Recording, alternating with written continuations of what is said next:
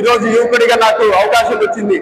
మీరందరూ నాకు అవకాశం ఇచ్చి ప్రతి ఒక్కరూ అత్యధిక ఓట్లు వేయించాలని కూడా మరొకసారి కోరుకుంటున్నాను. అట్లనే ఇక్కడ స్థానికంగా ఇప్పుడు రాచమల్లు శివప్రసాద్ రెడ్డి గారు ఉన్నారు. ఆయన రెండోసారి ఇప్పుడు 2019 ఎమ్మెల్యే అయిన తర్వాత ఆయనకు అహంకారం ఎక్కువ అయిపోయింది. ఎదిగే కొద్ది ఒదిగి ఉండాలి, కానీ ఈ రోజు ఆయన ప్రతి విషయంలో అహంకారిగా మాట్లాడుతున్నాడు. ఈ రోజు ఆ అఫిడవిట్ లో, ఆ రోజు ఎలక్షన్ అఫిడవిట్ లో ఆయన ఆస్తి ఏంది, ఈ రోజు ఆస్తి ఏంది, ఈ రోజు అతని మాటలేంది, అతని పరిస్థితి ఏంది అనేది మీరందరూ గమనిస్తానే ఉన్నారు. పెద్దలందరూ కూడా చెప్తానే ఉన్నారు రాచమల్లు ప్రసాద్ రెడ్డి గురించి.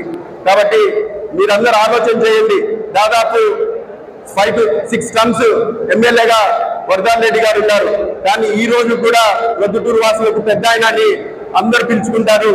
అందరూ వరదాన్ రెడ్డి గారు అంటే ఒక గౌరవం, ఒక ఆప్యాయత అన్ని ఉన్నాయి. కాబట్టి ఒక్కసారి చూడండి, 2 సార్లు ఎమ్మెల్యే